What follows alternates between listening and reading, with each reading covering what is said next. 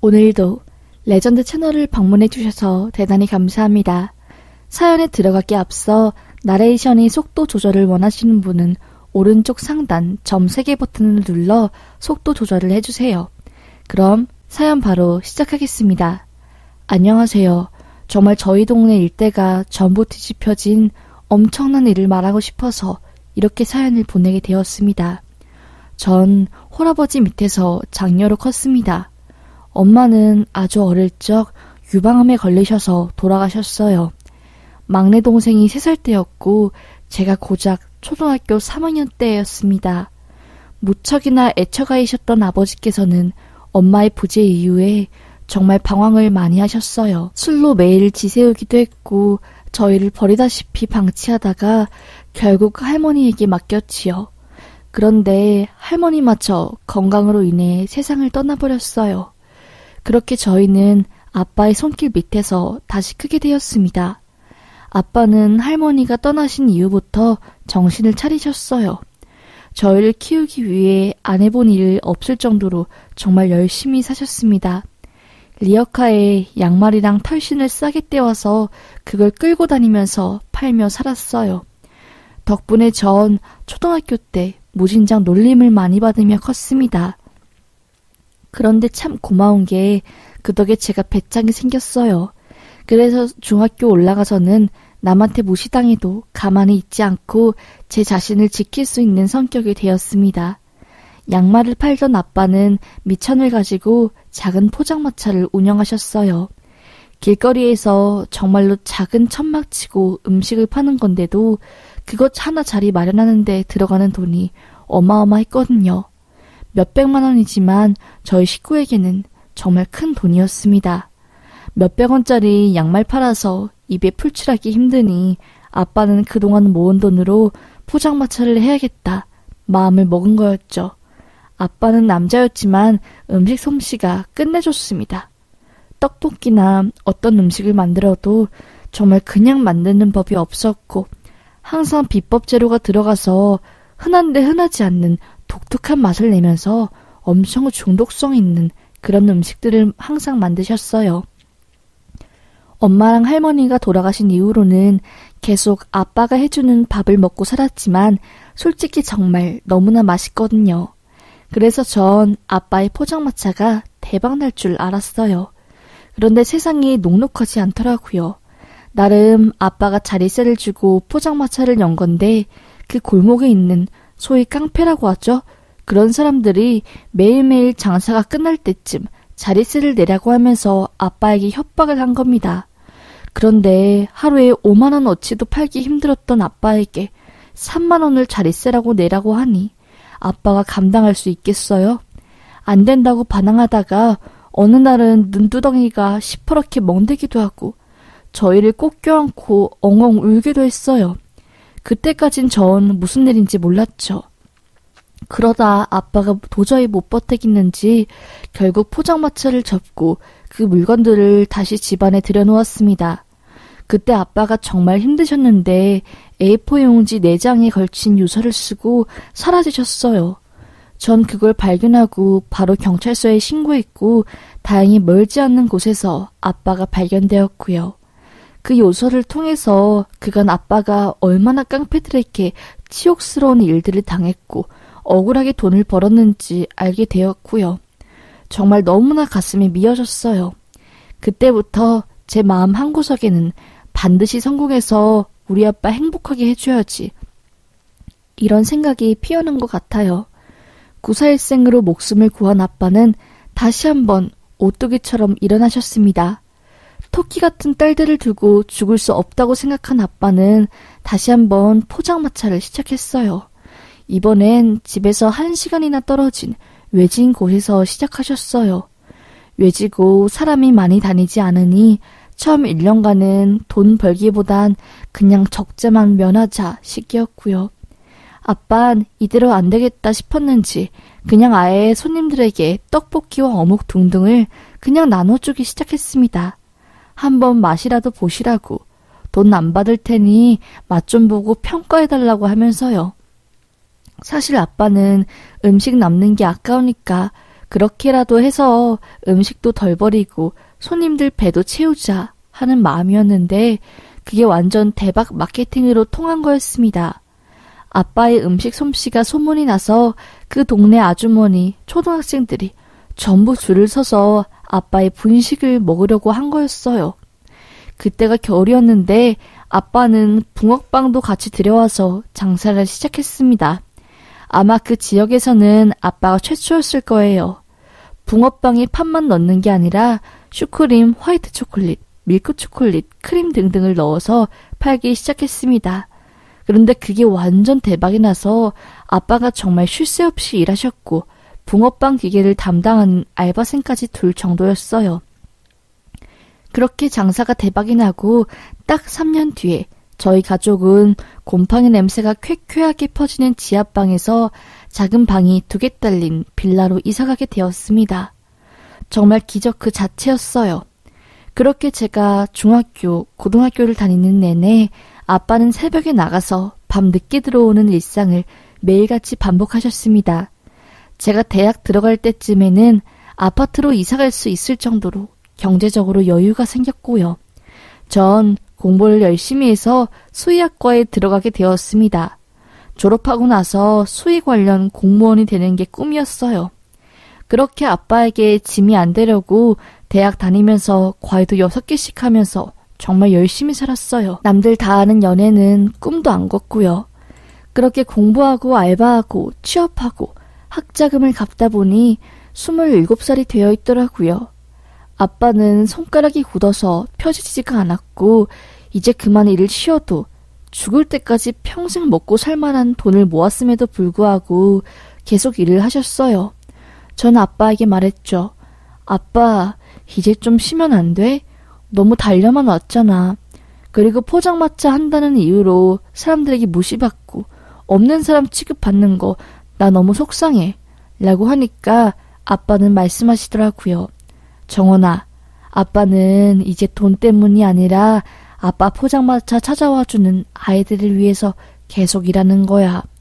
그 아이들이 아빠 포장마차에서 분식 먹고 수다 떨고 하는 것이 나중엔 다 추억이 될 텐데 그걸 지켜주기 위해서 아빠는 눈이 오나 비나 오나 자리를 지키고 있는 거란다. 그리고 아빠는 이 일이 참 좋다. 여기서 일하면 사람 사는 냄새도 나고 나 없으면 독거노인분들, 노숙자분들 뭐 먹고 살려나 싶어 라고 하시더라고요. 아빠께서는 돈이 없는 아이들이나 노인분들에게 무료로 분식을 나눠드리고 끼니를 책임드렸거든요. 그런 사명감 때문에 아빠는 길거리 장사한다고 무시당해도 계속 일을 하셨던 거였습니다. 전 참 감동이었고 존경스러웠어요. 그러다 저에게 만나는 남자가 생겼습니다. 첫 연애였고 나이도 적지 않아서 어쩌다 보니 결혼까지 생각하게 되었지요. 남자친구는 개천에서 용난 사람이었어요. 가난한 집안에서 혼자 열심히 공부해서 치대를 갔으니 말이지요. 남자친구 어머니께서는 예전부터 귀가 참 얇으셔서 이것저것 갯돈 놓고 투자하다가 집을 다 날리고 그래서 가난해졌다고 하더라고요. 공감대가 있으니 말도 잘 통하고 뭔가 모성애가 생기면서 계속 함께하고 싶더라고요. 그렇게 저희는 결혼 이야기가 오갔고 양가 부모님에게 말하게 되었어요. 아빠는 해준 것도 없는데 이렇게 잘 커서 결혼하고 싶다고 하니 그저 고마울 뿐이라고 하며 애둘러 결혼을 허락하셨는데 문제는 남자친구 어머니셨어요. 그러니까 예비 시모 되실 분이 치과의사 아들이 왜 수의사랑 결혼해야 하냐고 그거 그냥 동물 뒤치다꺼리 하는 거 아니냐고 하며 엄청 반대를 하신 거였습니다. 어머님은 아들이 치과의사니까 최소한 같은 치과의사 아니면 의사 그런 며느리를 원하셨나 봐요. 눈이 높으신 거였죠. 그러다 저희 집안이 뭐하는 집안이냐고 어머님께서 남친에게 물어봤나 봐요. 남자친구는 우물쭈물 하다가 말을 못했대요. 분식집 한다고 하면 불같이 화내고 반대할 게 뻔했으니요. 그렇게 버티고 있는데 어머님이 막 화를 내고 빨리 말하라고 하니까 결국 분식집 한다고 실토를 한 거였죠. 당연히 어머님 눈 뒤집어지고 아들에게 욕하면서 미쳤다고, 왜 그런 근본 없는 집안한테 장가를 가려고 하냐고 하며 막 소리를 질렀대요. 그런데 거기서 끝냈어야 하는데 어머님이 일을 저지른 겁니다. 어떻게 저희 아빠 포장마차를 아셨는지 저희 아빠에게 찾아간 거예요. 이 결혼 절대 안 되니까 따님한테 똑바로 알리라고, 이 말을 하러 가기 위해서요. 그날 전 아무것도 모르고 일 끝나고 아빠 포장마차에 가는 길이었습니다. 그런데 멀리서 보이는 아빠의 포장마차에 사람들이 엄청나게 모여있고 시끄러운 소리가 들리는 겁니다. 저는 무슨 일이지, 싸움 났나 싶은 마음에 허겁지겁 달려갔지요. 그런데 그 포장마차 앞에 어머님이 쓰러져 있고 아빠는 얼굴에 계속해서 생수를 뿌리고 있었어요. 아빠에게 달려가 도대체 이게 무슨 일이냐고 물었죠. 그러자 아빠는 이따가 설명하겠다고 하며 연거푸 얼굴에 차가운 물을 뿌려댔습니다. 얼마 지나지 않아 119와 경찰차가 왔고 쓰러진 어머님과 저희 아빠를 모시고 갔어요. 도대체 무슨 일인지 알 수가 없었죠. 병원에 간 아빠는 왼쪽 귀 아래와 턱 쪽에 1도 화상 판정을 받고 간단하게 처치를 하고 그 뒤에 경찰 조사를 받으러 가셨어요. 그런데 거기서 알게 된 사실이 정말 너무나 충격적이었습니다. 여느 때와 같이 아빠는 포장마차에서 음식을 팔고 있었답니다. 그런데 모피코트에 빵모자에 액세서리를 주렁주렁 매다른 한 여자가 갑자기 포장마차에 와서 반말로 막 화를 내며 말했답니다. 당신이 내 아들 만난다고 하는 여자 아빠 되는 사람인가 보네. 참나, 어떤 정신으로 이딴 집구석에 장가를 가려고 했는지, 이놈의 자식이. 다름이 아니라 그쪽에서 결혼 찬성하고 적극적으로 밀어준다고 하던데 난 내 눈에 흙이 들어와도 이 결혼 허락 못하겠네요.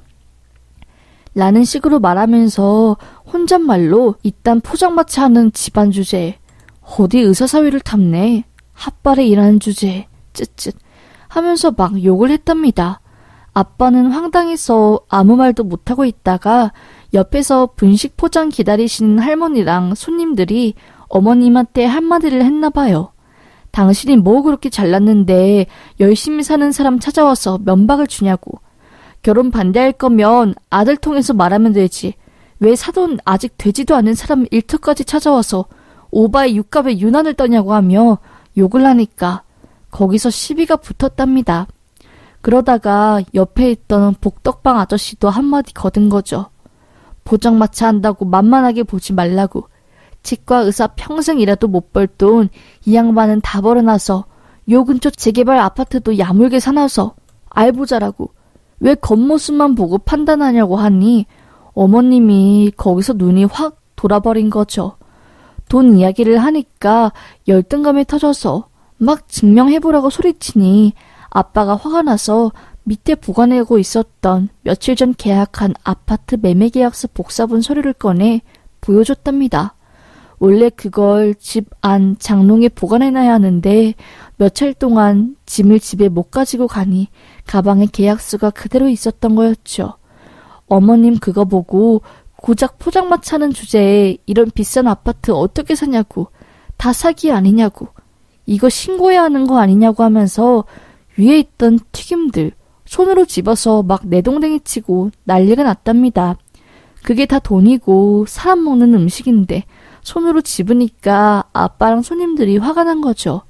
옆에 있던 아줌마가 이게 뭐 하는 짓이냐고 하면서 팔뚝을 붙잡으려고 하자 어머님이 그 어묵 국물 국자로 퍼서 확 앞에 뿌리며 위협을 했답니다. 자기 몸에 손대지 말라고 하면서요. 그런데 아빠가 너무 화가 나서 뭐 하는 짓이냐고 소리치자 어머님 이성을 잃고 그 국자에 있던 어묵 국물을 아빠 얼굴 쪽으로 뿌렸고 아빠는 얼굴을 부여잡고 쓰러진 거였죠. 어머님은 계속 화를 내다가 혈압이 올라가셨는지 갑자기 픽 하고 쓰러지셨고 그때 119와 경찰을 손님들이 불렀고 때마침 제가 와서 현장을 보게 된 거였습니다. 그 이야기를 듣자마자 저 정말 뒷목이 빳빳해지는 기분이 들었어요. 너무 열이 받고 뭐하는 여자인가 싶었습니다. 아빠한테 말했죠. 이거 영업 방해죄랑 상해랑 전부 해서 싹 다 고소해버리라고요. 그런데 아빠는 그냥 좋게 좋게 끝내자고 하며 또 참고 넘어가려고 하는 겁니다. 제가 말했죠. 아빠, 이거 그냥 넘어가면 나 다시는 아빠 안 볼 거야. 라고 하면서요. 결국 그렇게 고소장을 썼고 남자친구에게 헤어지자고 통보를 했습니다. 이 이야기를 말하면서요. 난 너가 정말 좋지만 결혼은 엄두도 안 나고 나 솔직히 지금 너무 화가 나서 너한테 욕 퍼붓고 싶은데 네가 잘못한 게 없으니까 꼭 참는 거야. 라고요. 그러니까 붙잡지도 말고 더 이상 연락도 하지 말라고 하면서요. 전화 끊고 엉엉 울었죠. 그런데 남친보다 더 중요한 건 아빠였습니다. 우리 아빠 직업 무시하는 집안에 시집가고 싶지 않았어요. 그리고 병원에서 깨어난 어머님은 끝까지 사과 연락 하나 없으시고 뻔뻔한 태도를 보이셨어요. 알고 보니 어머님 생각보다 돈에 대한 열등감이 굉장히 심하셨더라고요. 그도 그럴 것이 돈에 집착하다가 전 재산을 날렸는데 자기보다 못난 직업을 가진 사람이 수억짜리 아파트를 산 소리를 들으니 얼마나 열이 받았겠어요. 아무리 열받아도 그렇지 정말 미친 사람인 줄 알았는데 정말 미친 사람이었더라고요. 편집증 증상 때문에 그런 거에 더 예민하게 반응하고 남들보다 화를 잘 내고 죽일 듯이 달려든 거였더라고요. 정말 만약에 제가 그걸 모르고 시집을 갔으면 얼마나 끔찍했겠어요.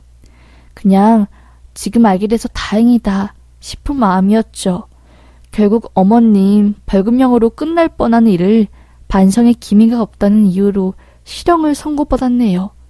비록 집행유예이긴 하지만요. 하여튼 정말 이런 일이 있었네요. 정말 사람 겉모습만 보고 직업만 보고 판단하지 않았으면 좋겠습니다. 비록 아빠가 길거리 장사를 하시긴 하지만 세금도 열심히 내시고 기부도 정말 많이 하시고 힘들어하는 주변 사람들 항상 챙겨주시고 그렇게 사셨거든요. 그런 아빠가 천대받는 모습을 보면 딸인 전 가슴이 찢어질 듯이 아프네요. 그래서 더더욱 저도 편견 없는 눈으로 사람을 대하려고 노력 중입니다. 이번 일을 계기로 더더욱 그러리라 마음을 먹었네요. 그렇게 살면 세상이 조금은 더 따뜻해지겠죠. 부디 그러길 바라며 사연 마치겠습니다. 읽어주셔서 감사합니다.